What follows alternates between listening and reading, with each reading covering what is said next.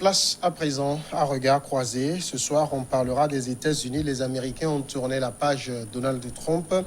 On verra aussi les premiers décrets signés par Joe Biden, des décrets très mondialistes. Nous irons ensuite au niveau du Mali, la mobilisation contre la présence militaire française qui a fait flop. Et puis le Togo, un nouveau cadre de concertation nationale entre les acteurs politiques a vu le jour.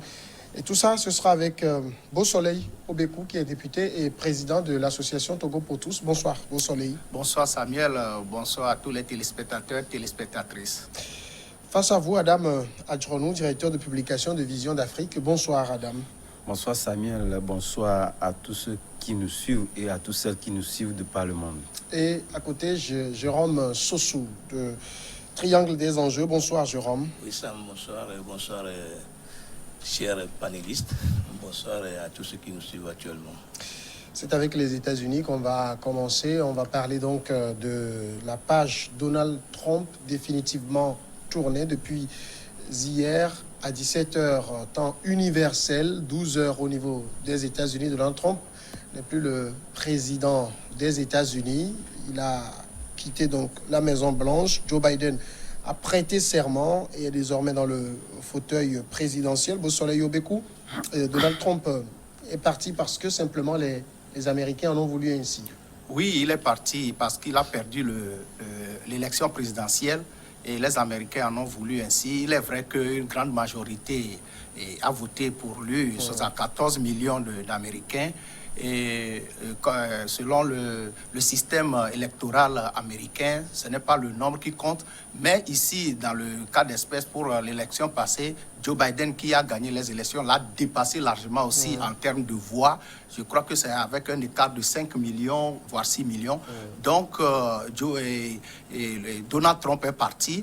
Quoique ça a été très difficile, la transition, il n'a pas été fair play, la transition a été très difficile et aboutissant même quelque part à la violence et à l'attaque contre le Capitole, ce qui a été une faute grave de sa part et qui lui vaut maintenant des poursuites au niveau du Congrès qui a déjà entériné sa poursuite et sa destitution, quoi qu'il est déjà parti, mais ça se poursuit dans le Sénat, au niveau du Sénat.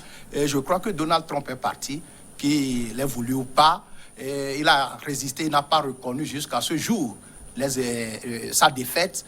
Mais il a tenté plusieurs fois d'inverser les tendances, d'inverser les chiffres. Il n'a pas pu. Et la démocratie a triomphé aux États-Unis. La démocratie a été mise à rude épreuve. Mais quels que soient les cas, et la cérémonie d'investiture de Joe Biden hier a prouvé que la démocratie au niveau des États-Unis est forte. Elle est une démocratie de vieille date. Elle est toujours, elle existe, elle a triomphé. Et nous pouvons dire que l'Amérique a tourné la page, effectivement, la page de Donald Trump, lui-même, qui au départ voulait faire croire qu'il ne reconnaissait pas qu'il pouvait quand même continuer encore à diriger le pays, s'est résolu à la dernière minute, vers la fin de son mandat, surtout avec l'attaque du Capitole qui a été vraiment très, très, très condamné par les Américains, y compris ceux qui ont voté pour Donald Trump. Et sa responsabilité a été établie. Et nous constatons vraiment que l'Amérique avance et que la démocratie américaine est indéboulonnable. Est-ce que pour autant, Adam Adjronou, on peut dire que l'ère Donald Trump est passée? On a l'impression qu'il est parti, mais c'est comme si son empreinte continuera d'être là. Non, l'homme de Donald Trump va toujours planer sur la vie, aussi bien quotidienne que la vie politique des États-Unis. Pour longtemps, il a aussi dit, pour ceux qui ont écouté un peu son discours, il a dit de toutes les façons qu'il reviendra d'une manière ou d'une autre. Ce serait quand même dans nos pays que cela va lui coûter réellement donc des poursuites.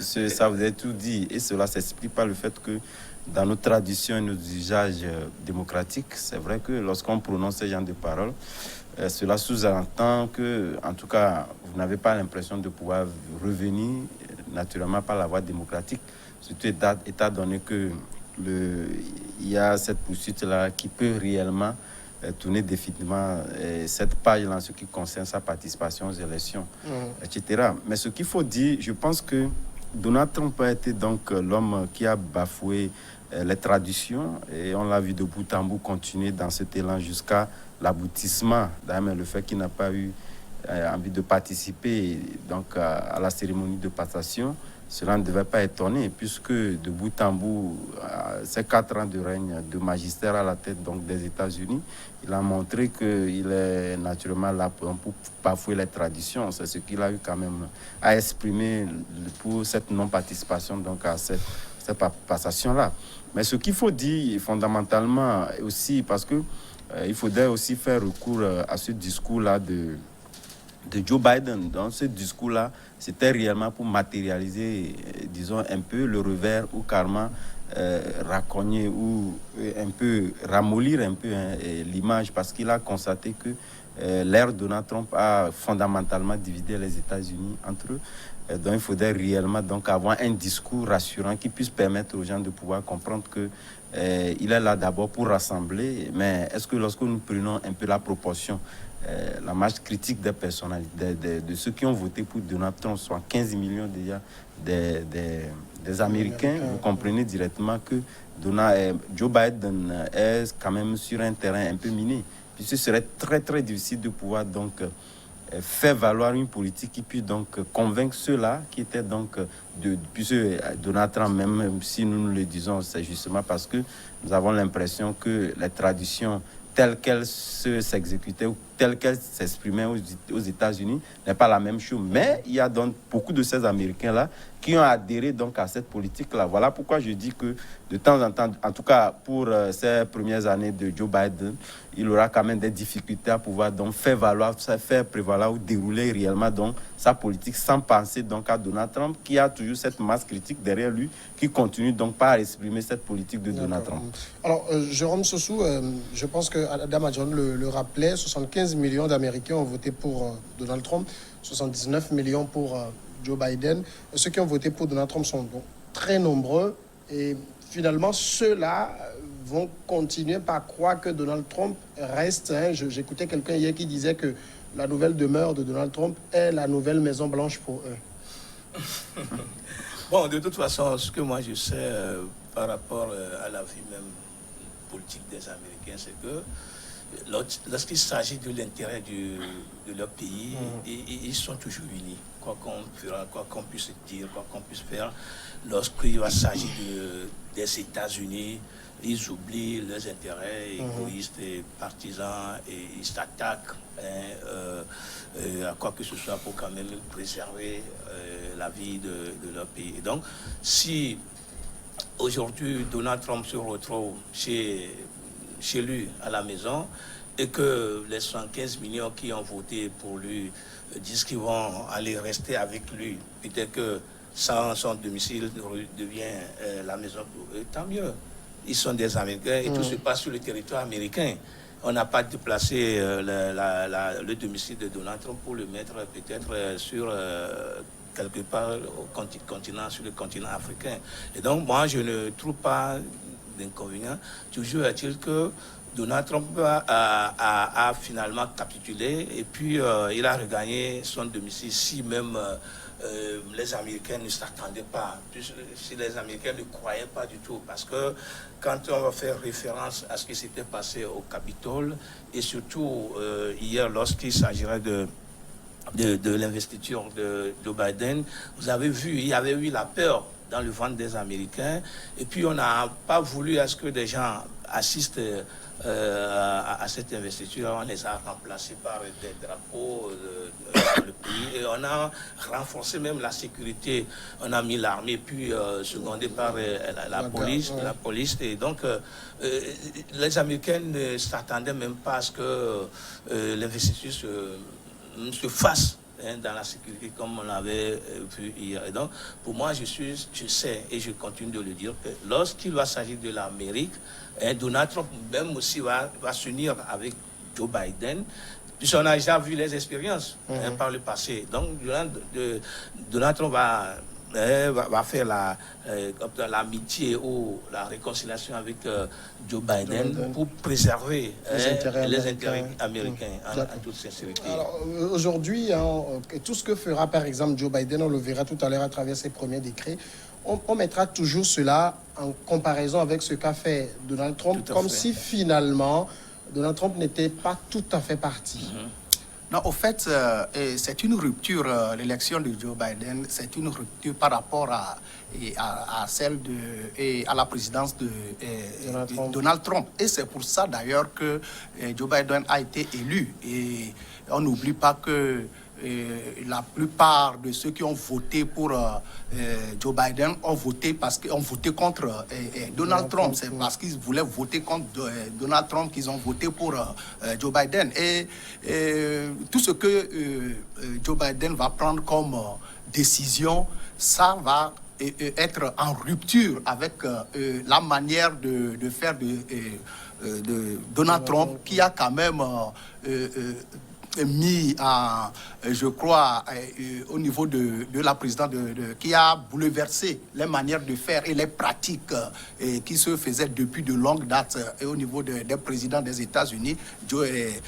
N'oubliez pas que Donald Trump, a sa façon de faire, a quand même n'a pas plu à beaucoup d'Américains et beaucoup de citoyens du monde. Et quand on sait que les États-Unis jouent quand même les premiers rôles au niveau du monde. Donc, d'abord, beaucoup de décisions seront en rupture avec ce que Donald Trump faisait. Mais n'oublions pas aussi que l'Amérique est l'Amérique. Et Anani Jérôme Sossou vient de le dire. Quand il s'agit de l'Amérique, je crois que le peuple et les institutions sont unanimes quand même sur l'essentiel. Et je crois qu'il y a certains actes que Donald Trump a posés, surtout sur le plan international, qui seront difficilement changés au niveau de Joe Biden. Mais la par plupart... exemple aux avancées dans le Moyen-Orient, sur Israël... Le changement du capital, ça, il va pas revenir Israël, dessus. Tout ça, il ne va pas revenir, ça serait très difficile. Et aussi par certains actes et au niveau de l'économie, du commerce, par exemple avec la guerre commerciale avec la Chine. Il est vrai que le système de Joe Biden sera plus doux que celui de Donald Trump, mais fondamentalement, il n'y aura pas trop de changements. Dans le même esprit que l'Amérique doit gagner au niveau du commerce et de l'économie, au niveau du commerce mondial. Et Joe Biden l'a déclaré, l'Amérique doit revenir à sa première place. Et surtout donc finalement, Make America Great Again, ça reste, hein? Oui, ça reste, mais vous savez aussi que ce n'est pas... Les gens croyaient que c'était un slogan de Donald Trump, mais ce n'était pas ça de Donald Trump. Ça a toujours été la logique des Américains. Alors, et je crois que ça va toujours... il y a beaucoup de décisions qui seront en rupture avec celles de Donald Trump, mais d'autres quand même vont aller aussi dans son sens. Alors finalement, Donald Trump, Adam John, n'était pas si mauvais que ça. Non, de toute évidence, vous avez évoqué la question de la Palestine ou de l'Israël. La capitale, vous savez, c'était une question épineuse qu'aucun président des États-Unis n'a eu le courage de pouvoir décider. Donc, lui, je pense il a réussi. Et ça, je pense que c'est quand même un terrain qui a été balisé pour Joe Biden. Et ça a permis d'ailleurs de pouvoir donc renforcer davantage cette politique d'américaine dans cette partie le Proche-Orient. Et au-delà de ça, je pense qu'il y a également d'autres décisions, parce que vous avez cité aujourd'hui l'accord entre la Chine en ce qui concerne par exemple le commerce.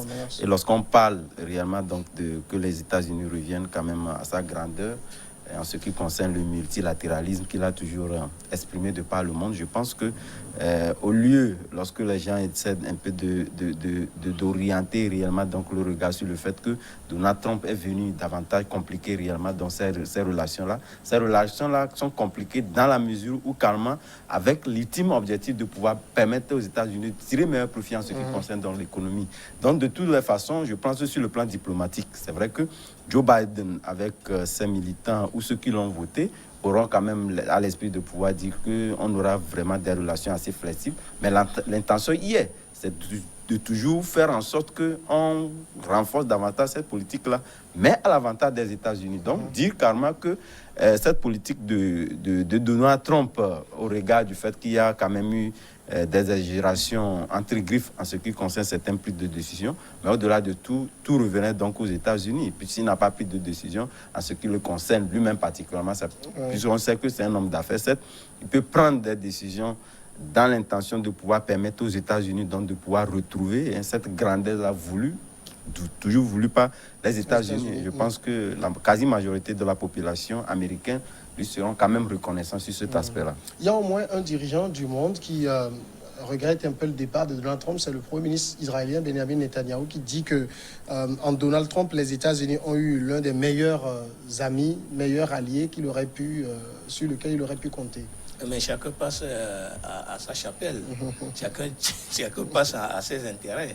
Et donc, moi, je ne trouve pas d'inconvénient. Peut-être que avec l'existence de Donald Trump à la tête des États-Unis, ça a bousillé des intérêts d'autres pays aussi. Et donc, quand l'autorité la parle de cette manière, c'est de bonne guerre. Et donc, moi, ce que je dis plutôt, c'est que qu'on puisse dire, il y a la continuité, il y aura toujours la continuité de l'État dans la gestion du pays. Donald Trump, quand vous avez posé la question tout à l'heure, mon confrère, Donald Trump n'a pas été inutile. Il a quand même fait quelque chose qui sont rentrés dans les intérêts directs même des États-Unis, des États-Unis. Et même l'existence, les 4 ans que Donald Trump avait fait à la tête ça a quand même bousculé, ça a quand même donné l'envie à certains, ou ça a bousculé même la hiérarchie dans beaucoup de choses. Ça a pris des décisions par rapport à l'économie, par rapport à la gestion des conflits, des guerres, etc. Donald Trump n'a pas été quand même inutile. Et donc, ça a fait que ces États-là aussi ont doubler leurs réflexions par rapport même à toutes les décisions des États-Unis. Et donc aujourd'hui, Joe Biden vient, c'est-à-dire c'est vrai qu'il y a beaucoup de choses qu'il va faire, qu'il va remettre en place. C'est-à-dire qu'il y a des décisions de Donald Trump que Joe Biden forcément va annuler. C'est-à-dire qu'il va prendre d'autres décrets, d'autres décisions qui vont aller à l'encontre des décisions de l'autre. Donc pour moi, je sais qu'il y a la continuité dans la gestion de l'État. Et puis, ils vont se compléter de toute façon. Première pause tout de suite et on revient continuer avec les États-Unis.